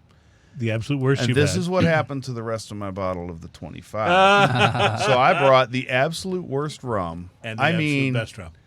It was terrible, and I had everyone try it, and everyone had one eye, they had that look. And I said, "But never fear." How do And you jump though from that all the way to the very best? We did a little palate cleansing with some beer. Okay, good. And then everyone got to enjoy the Florida Caña 25, and it was absolutely wonderful. And that was a happy bunch of people. So Yes. as long as you finished with that, you were a happy bunch Yes. of So people. it was just kind of a funny thing to bring, like the absolute farthest ends that you can get. And it was amazing to finish that way. When we did our malt liquor show, we should have done I'm that. gonna We should have get had you to malt try some liquor, dark and then we chocolate. should have done like the very best. Thank you, the very best beer that we could drink. But no, we only had malt liquor on that show. That was like to this day, I sometimes wake up and think I can still taste that. It was just dreadful. This But- is so good. Yeah. So yeah. try this. So I've given you're you saying- guys some Ghirardelli 60% cacao chocolate. It'll draw the notes of chocolate from Out of the rum. from this rum. And Oh, it's wow. Really, really nice. Wow. Isn't that nice? It turns it into a bit of a chocolate bomb, like Yeah. right there. Big chocolate bomb. Yeah. You're not kidding. So Wow. a nice dark chocolate cake, for example, as an aperitif. You're gonna when you drink our rum, this 25 zero alcohol burn, some notes of Right. toffee, vanilla, some almonds. Really, really nice. It Almost no heat whatsoever to this. no. It does this thing where I don't want to say that the flavors from the rum explode in your mouth, but it's more like they bloom. You know what I mean? That's a nice like word, yeah. when you get them on your palate, it's just like they just sit there and they sort of gently, like, massage your palate with flavor. It's a really wonderful experience. It really is. I really enjoy it. Like, so we talk sometimes about the oiliness in a whiskey or a rum or spirit in general. In a good way. In a good way. And the oiliness in this, what that really translates to for the down and dirty of it is when you take a sip of it, it's the kind of thing that just spreads it across the palate. If you don't have that, it tends to take some of the dimensions out of the flavor. You get a little more less depth of flavor, and this just spreads across the palate, and it also lets it linger. And it's absolutely gorgeous in this expression. So, Ian, I'm really interested to see what your experience is with this. If you take a drink of that Florida Caña 25 and then go back to the beer, I'll tell you what I got. I got Coffee and a little bit of like heat, a little bit of pepper out of the beer, not the rum.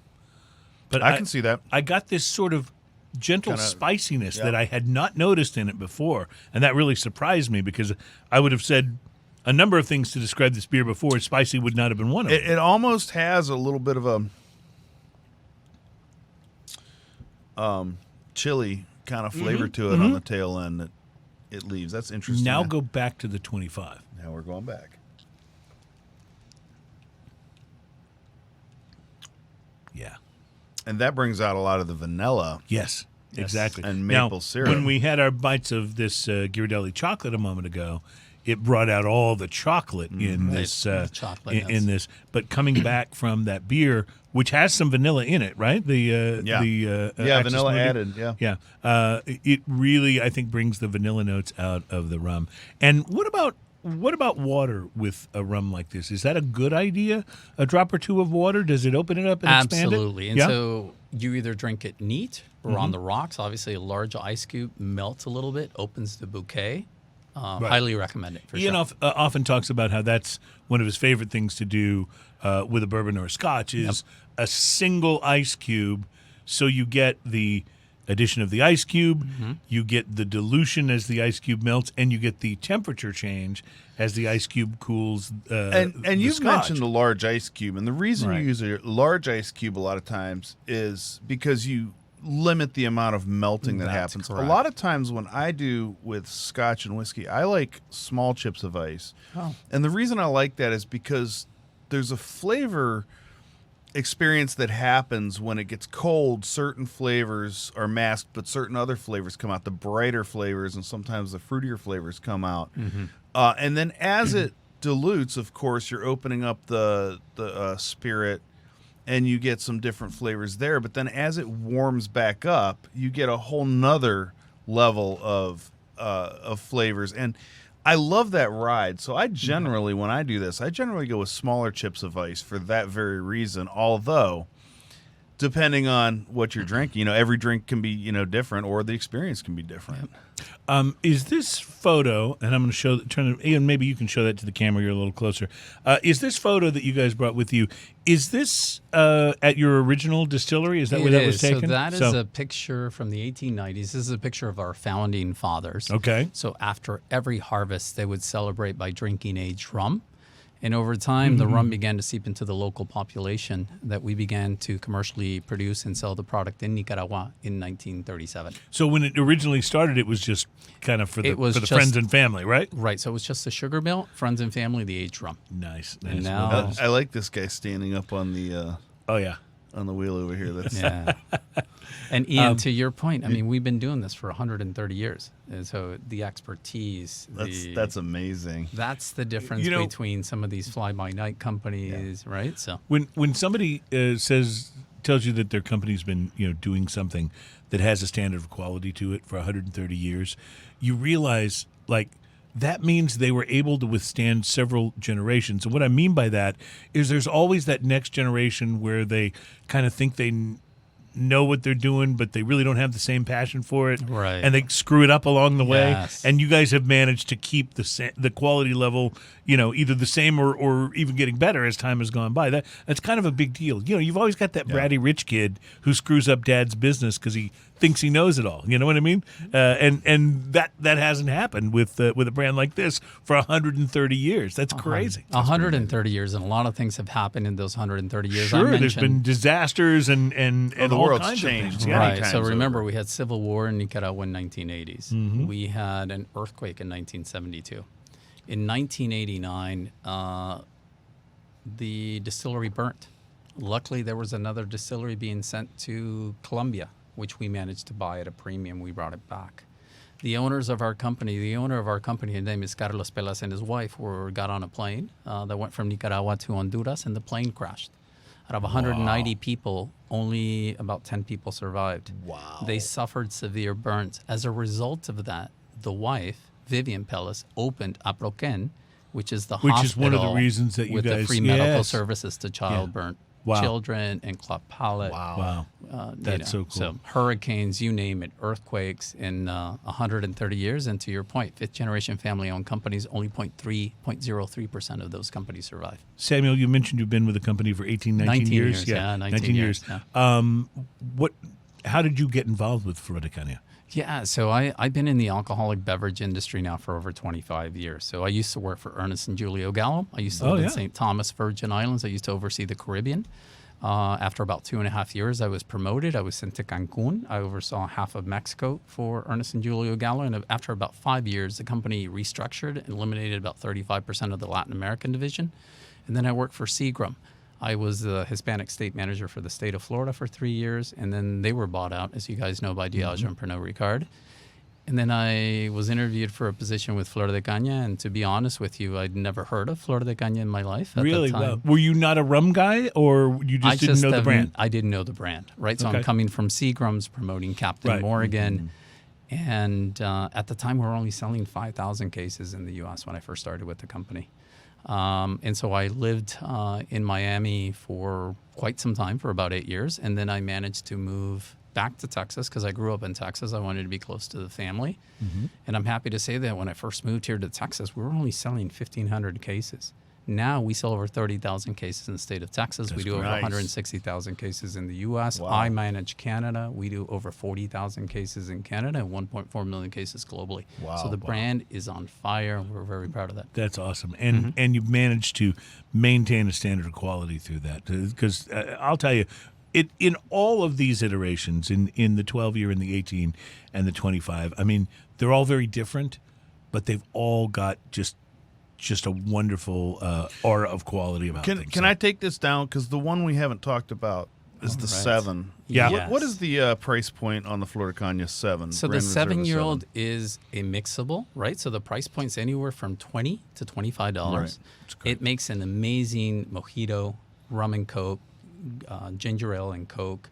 I do what are called handshake and daiquiris.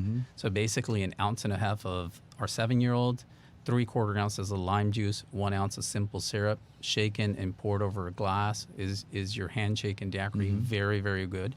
If you want to put 2 or 3 dashes of Angostura bitters, I call it the swirl. So Yeah. it's a lot of flexibility. Highly recommend the 7 for those that. So very similar to your wines, it's a developed palate, right? When you start drinking wines, you go with the sweet, then you get tired of that, you go for something dry, you start Right. with the white, then you work your way up. That's very similar to spirits, right? So even though you guys, we've been focusing on 12, 18, 25, you might have some listeners that are not there yet. So then they could start with our 7-year-old. Well, I want to also point out that, like, when we mentioned 7, the first thing you mentioned was mixing. Yes. This is fine by itself. Yes. There's Oh yes, it is. nothing It wrong with this. absolutely is. I can attest, in fact, By itself, to how This- fine it is. By This, for itself. those of you who would call it a sipper, this works fine. The nice thing about something at this level is that because of the price point, it is very mixable, and you don't feel bad about going, "Hey, I spent this much money, and I'm going to dump it in some Coca-Cola." Right. That's okay. Right. But at the same time, you're not getting something that you have to dump in Coca-Cola. It actually tastes fine by Actually itself. tastes good on its own. Yes, Yeah, absolutely. and Pour it Nicaragua. over some ice cream. That's not going to hurt anybody. No. No, it's not. It's not. In It's- Nicaragua, do you know how we consume it? We use sparkling water, some Pellegrino, some 7-year-old with a twist of orange. Oh, I bet Very that's good. refreshing. Simple, refreshing. 60 calories is our rum, Nice. basically our 7-year-old. Yep. That's great.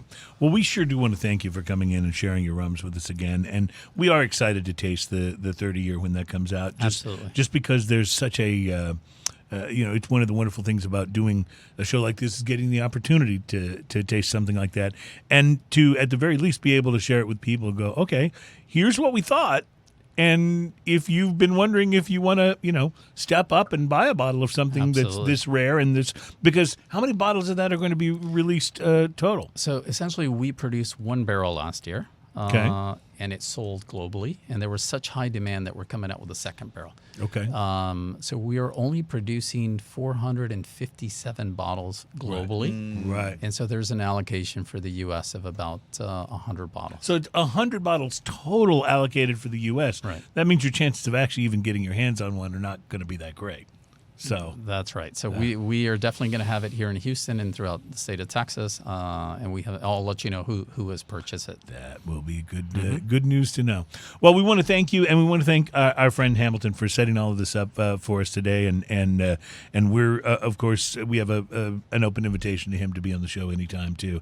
And we appreciate what you guys do. We love your product, and we are looking forward to tasting the 30. Ian, any final or closing thoughts, my friend? Oh, absolutely fantastic show today. Absolute blast. Mm-hmm. I have to tell you, you can bring this beer every single time Yeah, as a that's, taster, and I'll be happy about that. Yeah, that's a pretty the darn fine beer. Ante Meridiem. And I loved the IPA, by the way. I thought that was just the IPA is spectacular. quite good too. Yeah, I thought it You was. know what? All 3 beers were really good today. It's funny that we had it today where neither one of us were real happy with our cigars, but But everything else was but good. everything else was a pretty. It amazing, is yeah. true that occasionally we get accused of liking everything, and the cigars are an example today. Because honestly, most of the time I'm giving cigars at least a 5 or Yeah. more because of how much I enjoyed the experience. But yeah, and I do promise to smoke another one of those in the next few weeks here and come back with a follow-up review because I have a feeling it'll be better. I have a feeling I just got one that Sometimes that wasn't happens. wrapped, and it does. Cigars,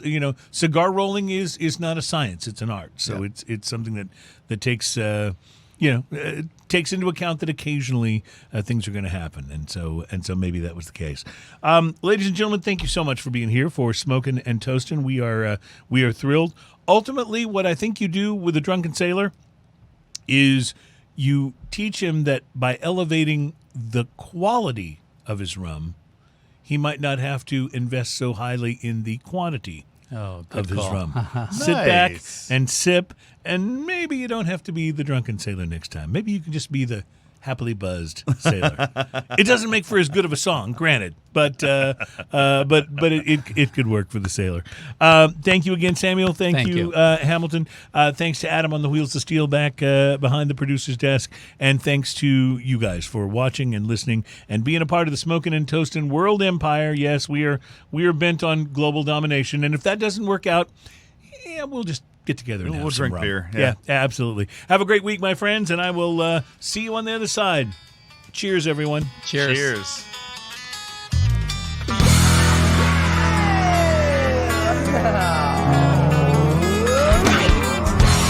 So good. Very nice. Yeah, Ian, you're